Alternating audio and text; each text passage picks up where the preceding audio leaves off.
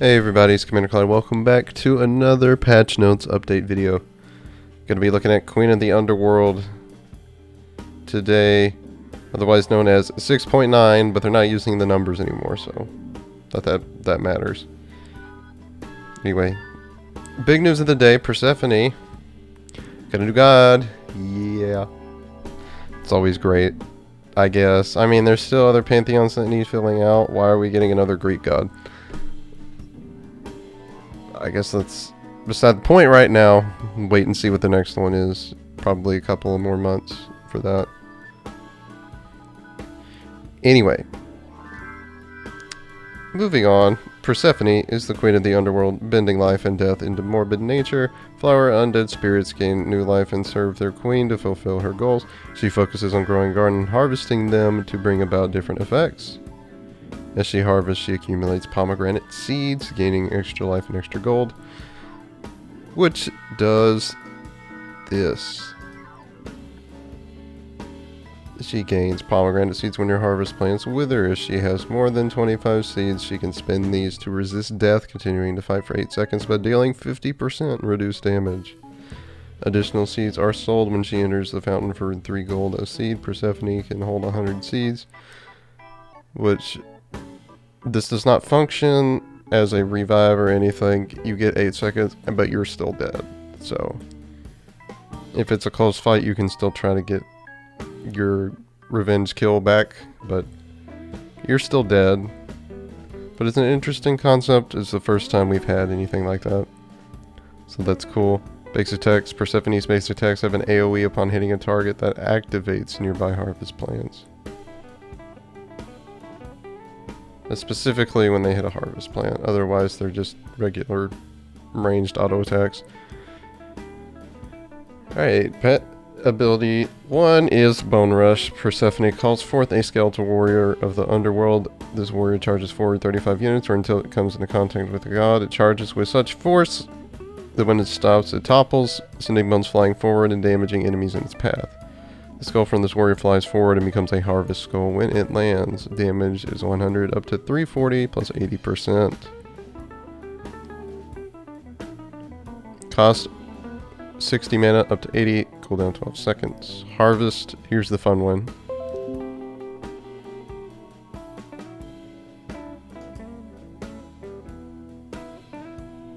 Okay, that is a Windows update. I'll do that later. Anyway. Harvest. Persephone places a skull on the ground, max 10, and activates them with basic attacks. She stores up to 6 skulls.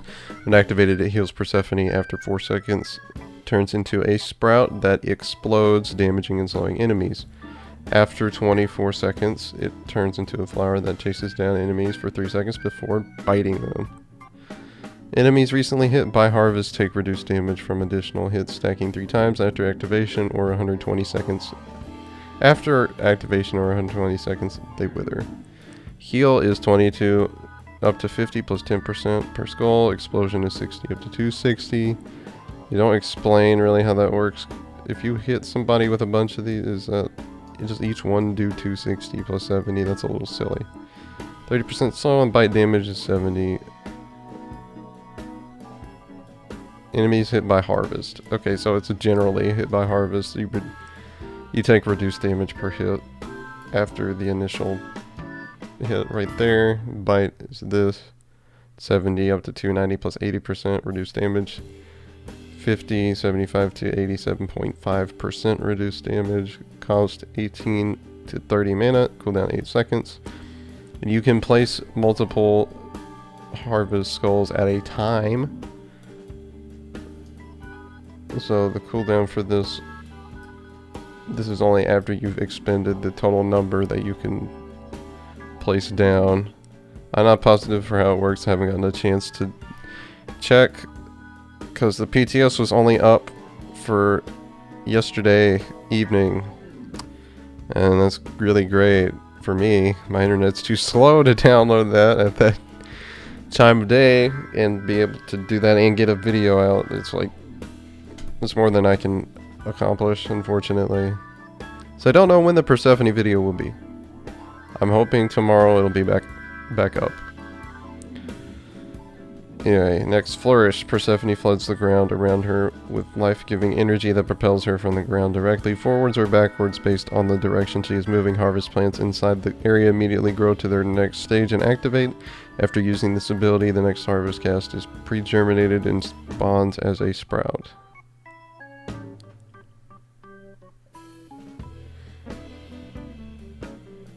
Next harvest cast is pre-germinated and spawns as a sprout. So it goes to immediately next stage. So if you want to get a quick explosion, you just pop it immediately after harvest, you get the explosion, done. Or you wait a little bit and then use it to get flower, and then those go nuts and do things. This is interesting because I feel like you get 2 ranks. By the way, dual analysis, I forgot to mention, I'm going to be doing that. I feel like you take this rank 2, place a bunch of these down at the buff, wait the 4 seconds, and then you pop them all at once to quickly clear it, and you get the red buff super early. Interesting. You can take 2 of that, 1 point in those.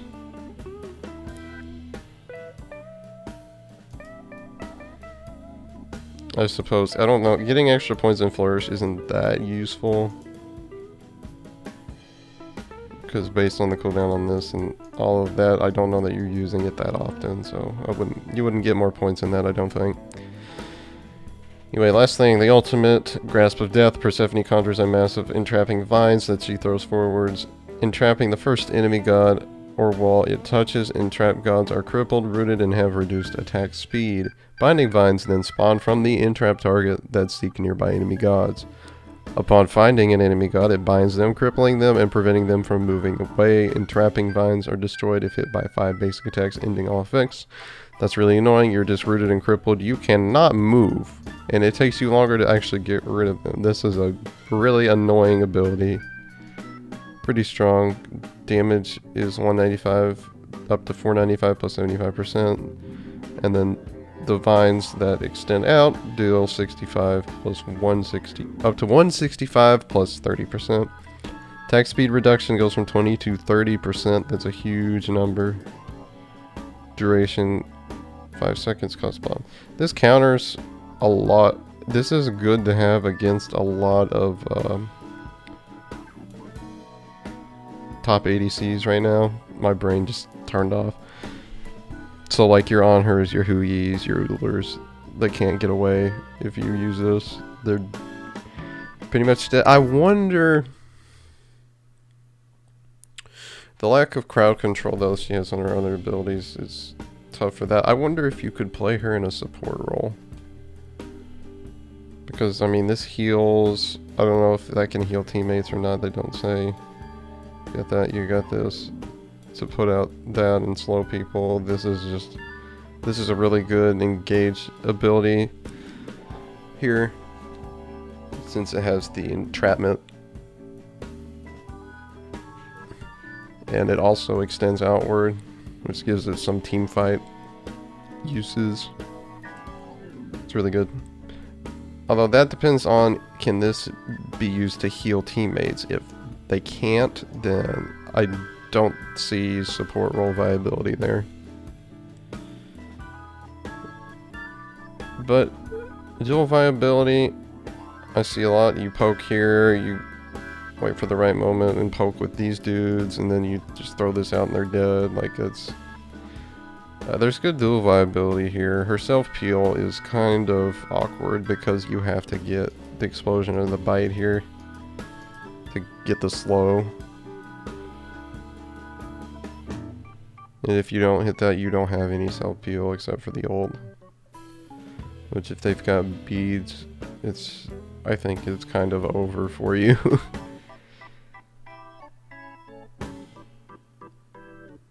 Comment about other things with this skin. I don't like this. Her smiling goes against her lore. She is never happy. After Hades kidnaps her, this makes no sense. That's just a little tidbit. I have a Greek mythology book, though, that I read when I was younger. And that was in there. the whole Persephone thing. Anyway, got these skins here. These are all cool.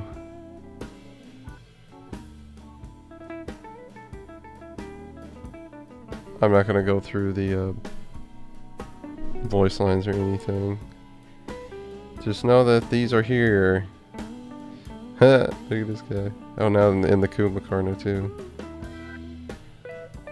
Just some Monsters Inc. nonsense right here. Anyway. Skipping that release schedule. Blah blah blah blah blah.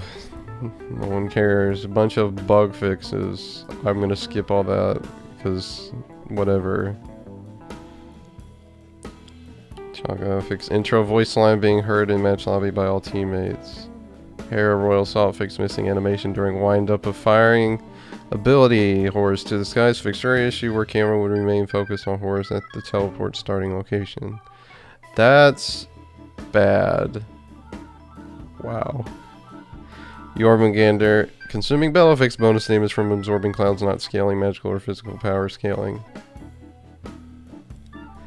Neathworld Weaver fixed unintentionally triggering fail not imprinted when before firing ability. What the heck? Fix missing god portrait for targets. It's a lot of god bugs. Naja when fire wheels fixed an issue where Naja and Set would land in an unintended location if Set was hit by windfire wheels while he was teleporting. That's fun. Nike barrier formation. While channeling this ability, now it plays the music or sound effects that plan of action used to play for base Nike in each of her skins. Older run general fix fail not from allowing crit on target. From not allowing crit on target. So it would fail not would give other things crit, but if it functioned with him, his passive wouldn't work. What? That's weird. Okay. Set spawn of Set fixed scenario where Set is interrupted from his dash while his sandstorm is active. It would go on cooldown despite not dashing. Ymir starts advice fix Ymir bot from jumping during ability charge. Bunch of Project Olympus nonsense that they're doing that I don't care about. Because again, I bring this up every time we do a patch notes. The idea of this was to make the game function better. These do not contribute to functionality. This does fix functionality on console, which is good. But the game has still not been re-optimized or anything like that, so yeah. Items, Erendite, increased physical power from 55 to 65 because this is the weakest one and people didn't really like it. I guess they wouldn't purchase it. That was the thing. It's fine. More power on that. Fail not. Decrease critical strike chance from 25 to 20%. Fixed an issue where the buff was applying to non-god targets. Good. Item needed nerf is too strong. This needed a nerf too because it does too many things and people love it. Dynasty Playhelm. Decrease magical power from 55 to 50. Decrease physical protections from 35 to 30. People have been getting this to combat physical gods. They just want it to be a little weaker. Emerald Ring. Increase magical power from 20 to 25. Removed movement speed. Enchanted Ring, reduce cost from 1200 to 1100, remove movement speed. Demonic Grip, increased magical power from 65 to 75, removed movement speed. These are across the board nerfs to magical ADCs that I did not think needed to be done because I didn't see them all in really strong spots. The only one I thought is consistently viable is Kronos. Personally, Freya's not anymore.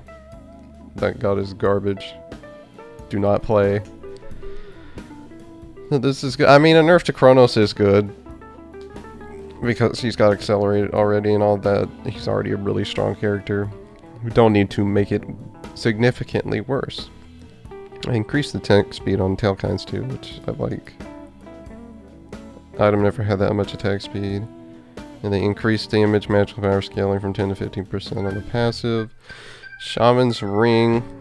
Increased cost from 24 to 2500. Increased magical power from 100 to 110. Added 10% CDR. Removed movement speed. Passive. Increased duration of debuff mark on enemies from 5 to 10 seconds. That's a lot of time. When you're in a team fight, especially. To have that passive active. That's really good. Big time item. Oh right. As if mages didn't already have ridiculously good access to cooldown reduction. We're gonna add more. We're gonna add some to another item. Okay. Because clearly you didn't have enough cooldown reduction. Unbelievable. Overbuffed.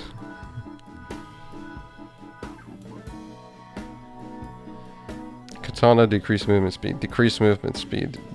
Masamune. Masamune. Increase health from 100 to 150. Decreased movement speed. Stone cutting sword. Decreased movement speed. God dang it. Why would you do this to me?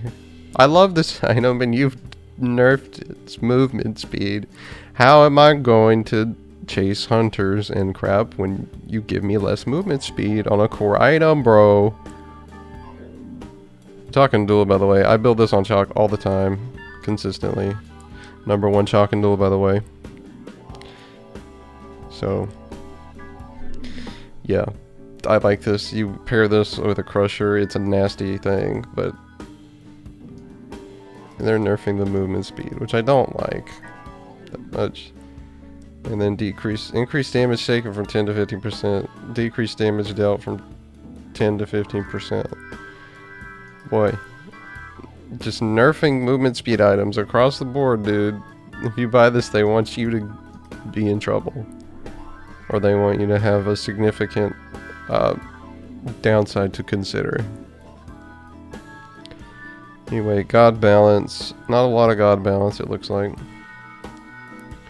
Anubis increased base HP from 350 to 380. Increased base HP per level from 66 to 70. He does not have a lot of HP. I can confirm that from his level 3. He's very easy to kill early. Decreased mana cost from 70 to 90 down to 60 to 80. Decreased cooldown from 15 to 11 to 14 to 10 seconds. On grasping hands, I should have mentioned that first sometime. Anyway, this just helps him have a little more survivability so he can play up with Plague with Locust. Things like that. Arachne, pretty strong in Conquest right now. Top pick jungler. Venomous Bite, decreased base healing per tick from 10 to 50, plus 10% to 8 to 40, plus 8%. Web, decreased slow from 25 to 15% because that's smart because she also gets a movement buff when she's on top of it. So it seemed like overkill to have the 25% slow plus her increased movement speed. So she's not as great at chasing down single targets now. Gonna have to be a little more careful when she picks her timing to fight. Chiron base stats, increased base attack speed per level from 1.1 to 1.4. He did consistently have some of the lowest base attack speed, so that's fair. Made it really hard for him to box other hunters. Which is fine. I mean, he's an ability focused hunter, so the attack speed wasn't as necessary to him. They're buffing it anyway. Masterful Shot, increased slow from 25% to 25 up to 35%. I really want this guy to be able to box better. Chronos, more movement speed nerfs. Decreased initial movement speed on Accelerate from 25 to 15% because he's stupid fast and annoying. Consistent nerf with the other things they're doing. Hera, Polymorph, increased damage from 60 to 240 to 80 to 240. Why'd you increase her damage why? At early ranks. She already has good clear, you bots. What the heck? Early damage is being increased to assist in both her clear and harassment. It was already good enough. I don't know why you're doing this. The goddess of magic. We dare not speak her name for fear that YouTube will hate us. Circle of protection. Decrease mitigations from 25% to 20% at all ranks. Janice, decrease cooldown from 10 to 9 seconds. Why are we buffing up stable vortex? It's one of the best magical damage abilities in the game. Why are you doing that? Oh, it's difficult to master. You stand back and you hit buttons. He's not hard. He's very safe. No rate to be lower than most gods. Everyone forgot how to play Janus, even though he's a completely ridiculous character. Whatever. Jormungandr, consuming battle, fixed a bug where the bonus damage of this ability was not benefiting from magical power scaling properly. Decreased magical power scaling of the initial hit from 50 to 45%. Decreased magical power scaling of bonus damage from 10 to 5%. They're nerfing my boy, now he's just gonna be a crappy support. No. He's not my boy, but like, he's cool, I like him. And now he's just gonna be a bad support. If they nerf his damage 2 months, he'll lose his solo lane viability, which is where he's the best. And that wouldn't be good because he's an average to below average support god. I didn't talk about this earlier, but Janus is a terrible duel god, so that whatever, but we don't... Duel's important for me because it's what my channel's focused on, yes, but game balance should not be based around that, so it's fine. But he still was a ridiculous character anyway, so whatever. Base health increase. Base damage increased on focus light from 100 to 260 to 100 to 280. Why? Is he underperforming somehow? His abilities are intended to fill in his damage early on until basic attacks successfully take over. Why is he designed like that though?